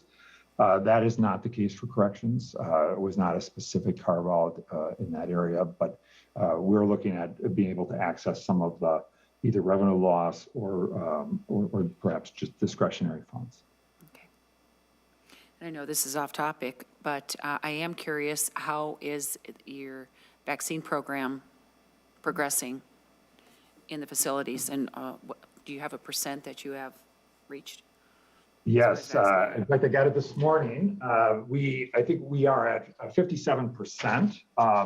Right now, most every person who has requested vaccination in the facilities has taken them. Now, we are doing a lot of outreach and work because if we want to get our programs up and fully going and get people engaged, we need to get our vaccination rates higher than 57%. Well, it's better than oftentimes in some areas of the general population, we still have a lot of work to do. So we're at that and continue. Okay, thank you. Any further questions for Commissioner Schnell or the other commissioners? Great. Okay, thank you so much. And thank you for being patient. I know we were hoping to get you in this morning, but it helps a little bit that you're on Zoom. So good to see you all. Senator Kiffmeyer. Thank you, Madam Chair. This was just to the bill as a whole. Sure, we can go to that, absolutely. Okay. Well, as I read through this bill, and of course, serving on the Judiciary Committee, I get a little bit more into it as well. And being my first time this year, it always is really eye-opening when you sit in a committee and you see all the details that they have to pay attention to, what they fund and so on. I was especially struck this time, Senator Limmer, by the compassionate tone of your bill, in particular for women and children. And you don't usually think of that in a judiciary bill, but in this case, we had that headline court case in regards to someone being voluntarily intoxicated, and the perpetrator got away just because it was voluntary, which does not justify an assault or a rape or an abuse in that regard. And many times there are drugs involved, they just can't find them after so many hours. But anyway, that particular fix is in this bill, which is a really big and really important bill. And as folks in my area, we've talked about this, it was surprising how many women have had somewhat similar situations, and really felt this was really a positive thing for them and could probably also prevent some significant harms. And then I thought that the Pregnant Inmates, a Healthy Start Act, which he passed on the Senate floor today, and Senator Limmer made sure that this was so important that we had it in the judiciary as well as a standalone. I appreciated Senator Carlson's language making child torture, which seems like, my gosh, we even have to pass a law. You'd think it'd be so obvious, but that child torture, being against that, an offense and what it is just horrendous, but glad to see it's here. And then also the enhanced sentences for child pornography. I mean, the testimony was so difficult to hear, the horrendous things that happen to 2, 3, 4, 5-year-olds. It's just amazing. Then they videotape them and sell them and harm them again and again. And so I was so appreciative of this particular one, a very strong bipartisan fashion that's saying, when it comes to this, we need to make sure that there are serious consequences, and directing the Minnesota sentencing guidelines, who I think we're just being a little too soft here, just a little bit too. This is not the place to do it. This is the place where the child suffers again and again every time that video or picture goes out, and certainly these perpetrators with such heinous crimes deserve this kind of enhanced sentencing. So those are just several things that I think are so good for babies and children and moms and for women, that I really want to say thank you, Senator Limmer, for what you have done in your judiciary bill. Much appreciated. Thank you, Senator Kiffmeyer. Senator Limmer, would you like to respond? I just wanted to make one point. The provisions that were included in this bill are not always mine. We have other senators that contributed those ideas. Senator Senjem brought forward the reaction to the task force group that focused on sexual assault bills. And in that working group report was the report that responded to the issue of voluntary intoxication and how it affected mental incapacitation. And at the very same time we were beginning to consider that, we had a Supreme Court case going on exactly over at least Section 1 of that particular report. And so usually we don't respond while the Supreme Court is deciding an issue, but it came out early, and we were able to use our time wisely. But I wanted to put a kind of a shout out for Senator Latz, who helped guide us through the balance, not only of the mental incapacitation issue, but the balance of the report in explaining it and giving us a little bit more from a legal perspective, the perspective that we really needed for those of us who are not attorneys and not familiar with day-to-day courtroom drama. So I wanted to thank Senator Latz for giving us his expertise on guiding us through that particular issue. And of course, there were other issues as well, but it's in this case, it took a village in a way to get the bill in its proper form. So, and of course, you know, with our budget target, we can't solve every single problem in this particular bill at this time. So we're doing our best we can with the parameters that were established. Thank you, Senator Limmer. Senator Franzen. Thank you, Madam Chair, and thank you, Senator Limmer, for your comments. I actually want to just comment on the bill as well. We just talked about something that just recently passed the Supreme Court in terms of a court order, and if you will, and we reacted really quickly to fix that omission in our state statutes. And I think you probably know where I'm going in terms of timing and what.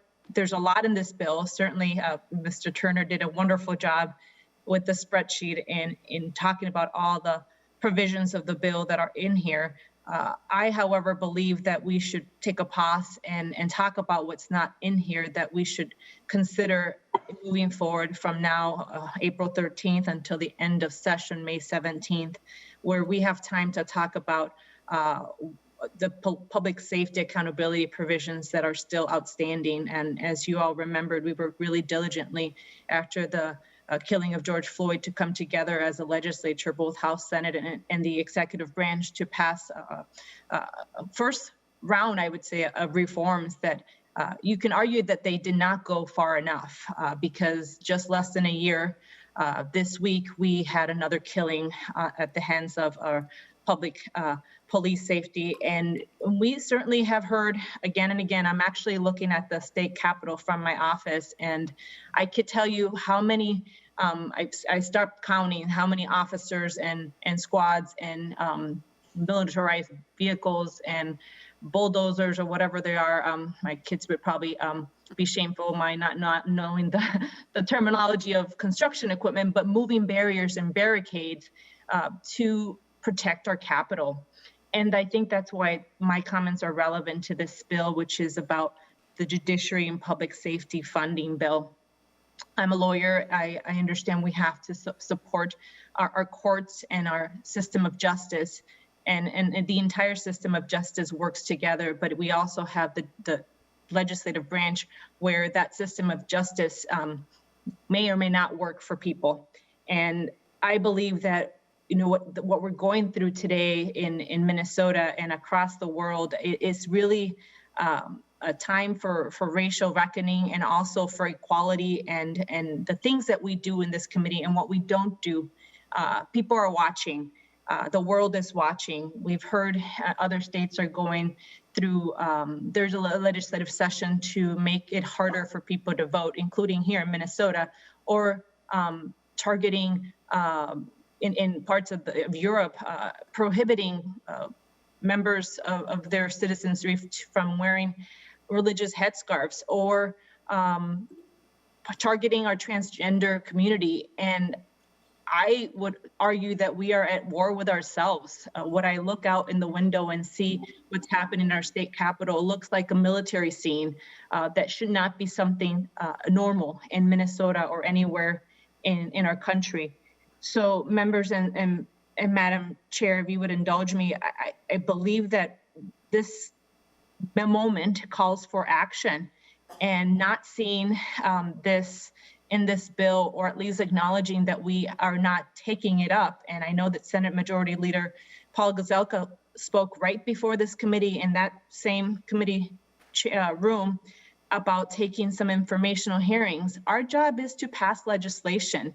And we still have time. We have just about a month to take up critical measures that were already being vetted last summer. So they're not new, and they're still, there were no hearings on these over this legislative session, to our detriment, to our own peril.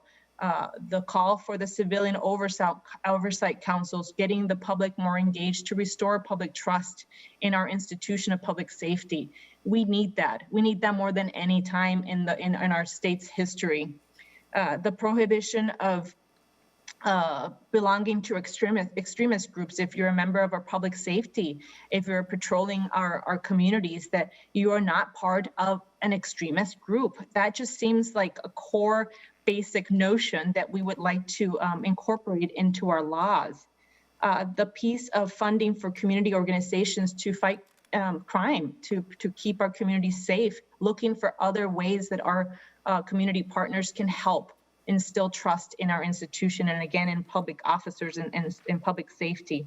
I would add the addition of having the Attorney General take cases like the case of obviously with George Floyd, but also now with the killing of Dante Wright, and whether that should also go to the Attorney General. Those are things that we should look at as a legislature to instill trust in the system of justice.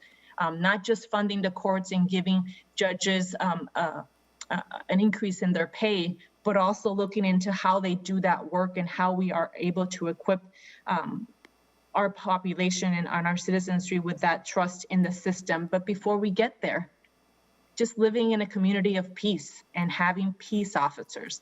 That is really how we should talk about this whole industry is providing peace and security for our communities. We all want that. So we can't afford to do nothing. And I think passing this bill without those measures is doing nothing, recognizing the time we're at. Again, less than a year, we're back at it again. And Senator Limmer, I really implore that you not just take an informational hearing, but hear some bills. That is our duty. That is our job. It's not business as usual. In fact, businesses are taking a stance because it's in their best interest for their employees, for their guests, and yes, for their bottom line. We don't want to be a state where people don't want to do business in because we are not safe. So I really feel strongly about this. I know there are some provisions there in your bill that I could support, but right now my vote is no in protest. And I hope some of other members would join me and really recognizing that we need to do more and we need to do better and we need to fight for it. So Madam Chair, I really do hope that we can come back to this bill before it lands on the floor with some provisions of some bills that we've heard before that should be included here and should not wait for another tragedy to happen in our state. Thank you. Thank you, Senator Franzen. Senator Limmer, would you like to respond to your plans going forward? Senator Limmer, you are on mute.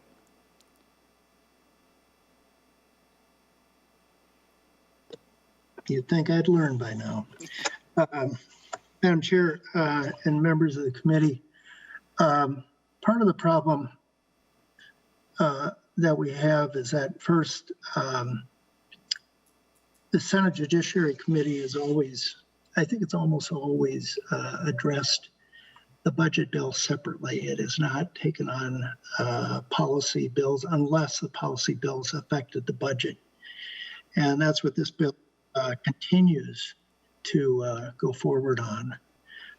Other issues that are coming up in the legislature we know they're being considered. Senator Gazelka has brought that to our attention this very day. And this is not a blind eye to the events that have been happening around our metropolitan area. Our focus has been on trying to find common ground that appears as though the other body can't seem to find in their chamber. And I thought this would be a good starting point to get to a common point. And as we progress, I would imagine things will be considered in a more global perspective. And having said that, there also is the little bit of a limitation on the budget target that we have. But nevertheless, it's one that I have to work within as far as the parameters of engagement is. So legislature is not over, and we'll just continue on. Senator Kent, to this point, or did you have a separate question? To this point, Madam Chair. Senator Kent. Thank you. I very much appreciate, actually, and I mean this in all sincerity, I very much appreciate that Senator Limmer takes seriously the philosophy of keeping budget and policy separate. But I think you're the only one at this point. And, the problem is, I think as Senator Franzen so eloquently outlined, this is an urgent time.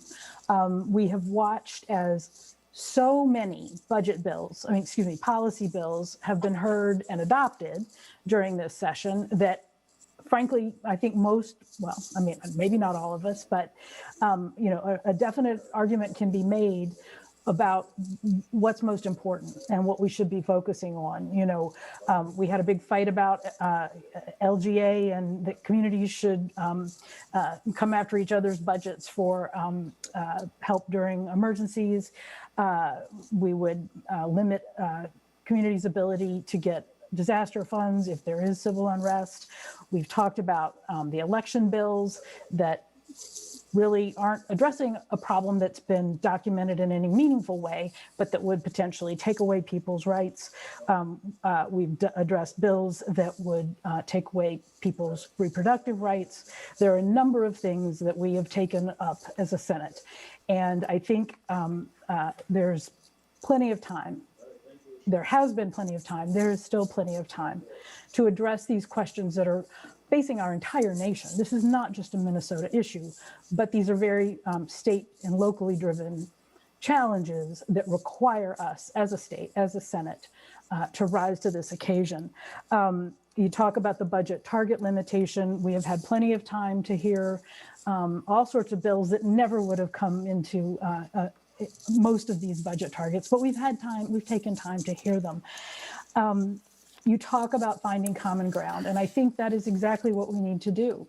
But we have one main way of doing that in the legislature, and that is to have bills drafted, bring them forward in hearings, listen to stakeholders, listen to people whose lives are affected through these issues.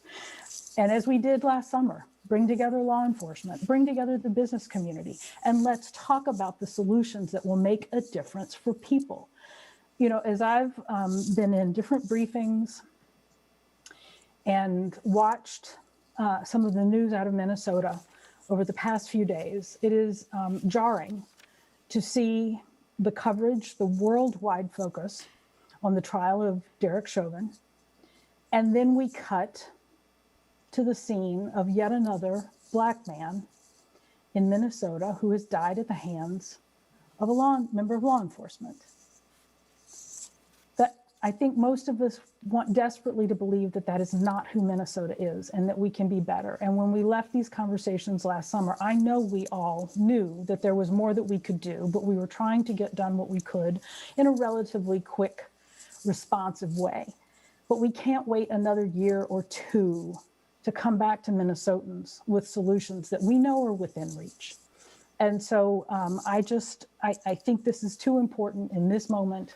This is the bill. This is the form, and I agree with Senator Franzen.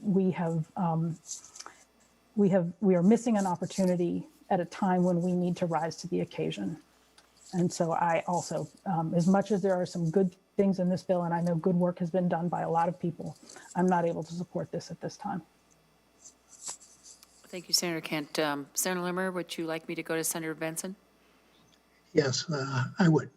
Thank you. Senator Benson. Madam Chair, my question's to the bill. So are we on the bill? Yes, we are. Thank you.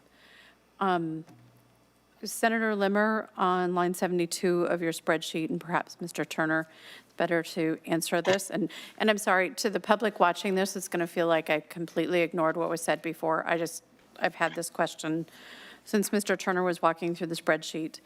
Line 72, temporary staffing, COVID-19 backlog. Wouldn't ARPA money be a more appropriate use than general fund money? Mr. Turner. I'm sorry, what money? Oh, the American Rescue Plan or Recovery Plan. I forgot what the R was, my apologies. Yeah. Why are we spending general fund money on COVID when we have COVID money? Well, all I can say is that the governor's proposal was general fund money, and so we funded it at $1 million in general fund money. Thank Senator you, Benson. Mr. Turner, and I think Senator Limmer, it would be good for the entire Finance Committee to enforce the discipline of if it's COVID related, it comes out of that federal pot of money. This is one-time money. I think it's very appropriate that we use one-time federal money for this line item. And so as we go forward and continue to work with the House, we're going to have a responsibility for defining how federal money is spent. And this might be a pickup as we go forward. Senator Benson, would you like to amend it? Madam Chair, I don't know how we amend in Spreadsheet. language that says federal money and adjust a spreadsheet. when we have no staff here. And as much as Mr. Nauman and Mr. Bodern are very attentive, I think at the very least it's awkward. So perhaps an amendment for the floor that designates federal money for this purpose would be in order. Senator Benson, you're absolutely right. We've talked about this extensively in Health and Human Services in your committee about the use of the ARP for staffing. Obviously, that is a direct correlation. You can, although we don't have clear guidance yet, but that is absolutely something that we could use it for. Perhaps we could do something that was in the ag bill when it came to the broadband money, where it was, the federal money was used first before the broadband. Mr. Nauman, I'm looking for some advice about taking maybe perhaps a second to figure out how to do this. And I would probably like to tell all finance chairs, we have had this discussion. Is there any way you can use the CRF, I mean, not the CRF, the ARP money for this type of expenditure? And I think it's really important that we figure this out now. Mr. Nauman, do you have any advice? So, Madam Chair, what I heard from Senator Benson was her interest in using the ARP money. And I think what she's discussing here is the State Fiscal Recovery Fund, which is that pot of $2.577 billion of resources from the most recent American Recovery Plan bill that is most flexible. I think that money, an appropriation could be drawn from that pot of dollars for $1 million if that's the will of the committee to do this in this particular case. So, Mr. Nauman, that language would look similar to what was in the ag bill. Is that correct?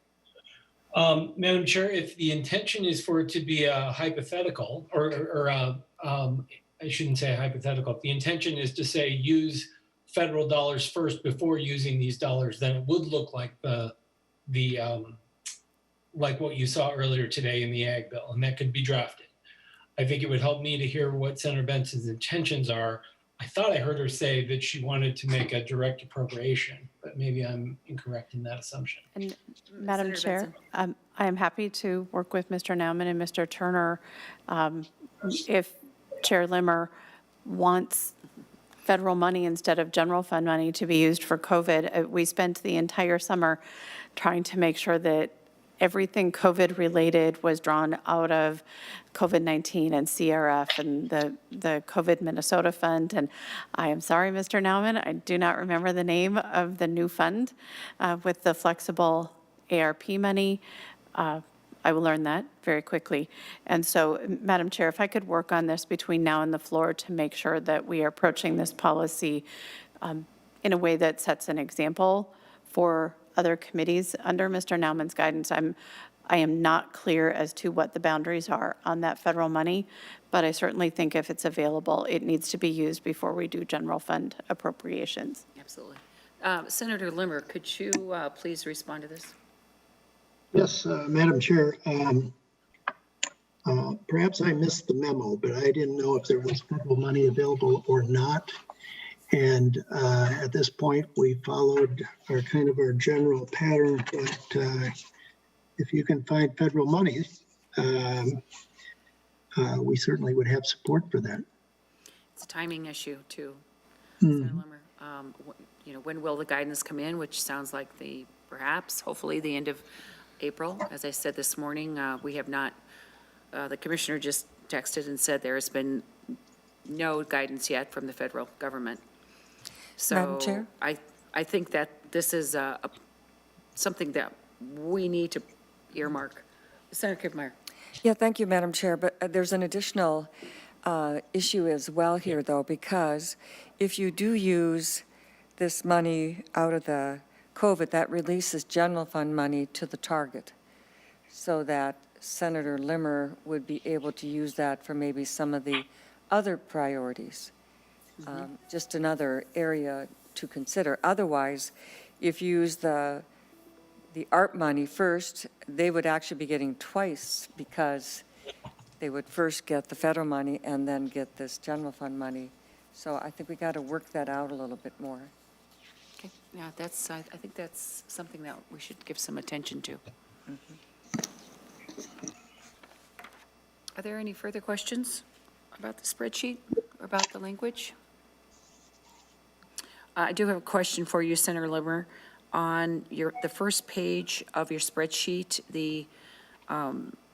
whether it was the Supreme Court, the Court of Appeals, District Courts, Guardian ad litem, the governor recommended a 0.30 in, and a 0.3 in 22, and then money in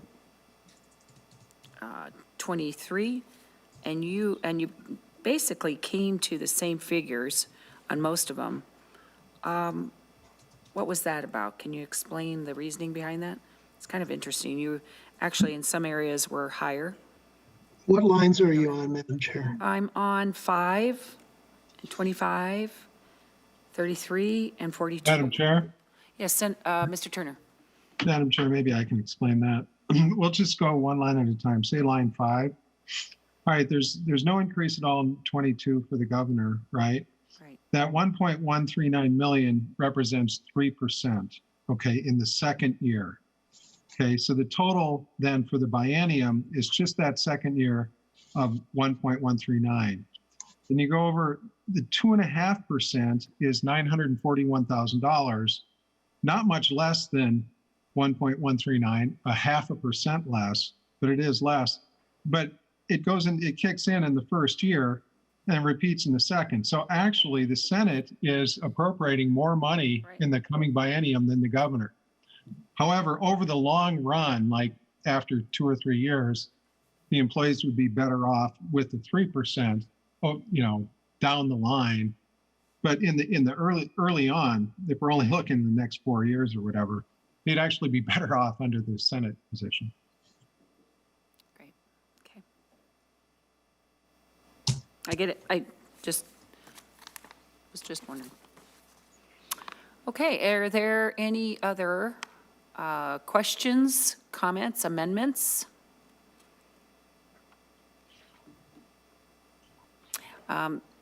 Senator Limmer, would you like to make some final comments? And perhaps if you could again address the comments from Senator Kent and Senator Franzen, I would appreciate that too. Madam Chair, we have the bill before us. We did stay within the parameters that was given to us. I want to make sure that we realize that we did include some of these other new initiatives this year. Of course, we didn't get to all of them. The events of last weekend, were something of a surprise to everyone. And it may in fact change our public dialogue in the future. However, our bill was pretty much put together before then and moving forward. And as I look at the comments earlier today, I know that there are other issues that we need to be working on. The House has spent a little more time on those than we have. We were, I suppose, staying with the pattern that has always been in the Senate of dealing with budget items first in a budget bill. And we started out that way, and then current events put our attention elsewhere. But nevertheless, we have a number of new initiatives involving reform of some of the criminal sexual conduct laws that we have, how we handle penalties for sex offenders, new crimes of sexual extortion. Those are things where perhaps an employer wants sexual favors, or a landlord, where the sense of authority that's reflected in Senator Senjem's bill involving children and nursing home victims are now finally put into law and focused and recognized. as a tool that those who want to perpetrate and victimize people often use. Sarah Carlson's bill on child torture, and all of the rest. We were certainly focused on other items, but they were triggered by the funding mechanism. And I know that some of these other issues are certainly there, and they will continue to be there, and they will be triggered by negotiations in the future with the House. So, Madam Chair, we're aware of these issues, and as we progress, I'm sure these things will be, we will have to confront. Thank you, Senator Limmer, for your commitment and leadership's commitment to addressing those issues. I think it is important to keep this extremely critical bill moving. We do have timelines. We do want to get keep it succinct and keep it rolling.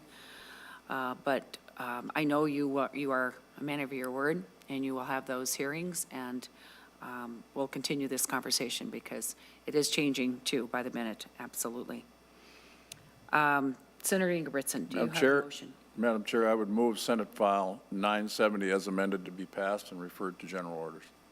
Thank you, Senator Ingebrigtsen. On that motion, members, audio and video on, please. All those in favor of Senator Ingebrigtsen's motion, say aye. Aye. All those opposed, nay. No. The motion prevails. Senate File 970 as amendment passes and is sent to general orders. Thank you very much. Members, tomorrow we have in finance at 8:30, we have the environment bill, we have the housing bill, and the legacy bill.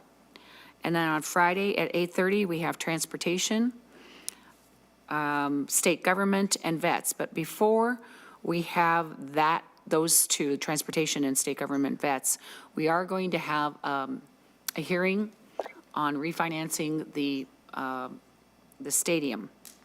And that is, I'm not sure what the Senate file is at this point. It's a refinancing of the stadium fund. I think it's Next 836. Tuesday, again, at 8:30 in finance, we've got E12.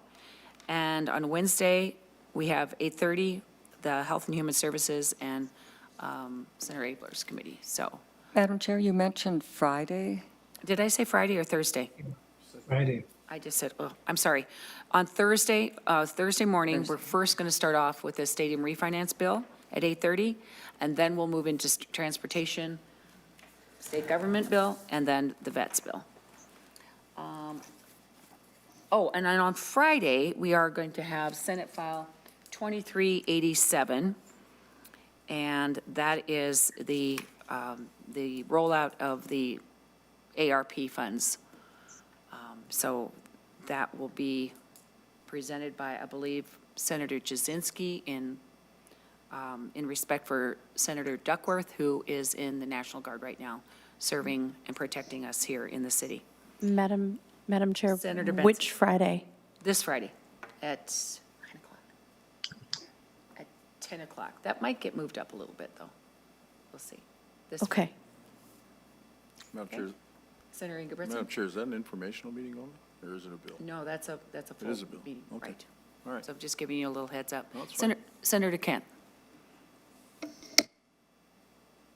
Sorry, you answered my question. Okay, super. With that, thank you so much, members. A very good day. We have a couple more big days ahead of us. The Senate Finance Committee is adjourned.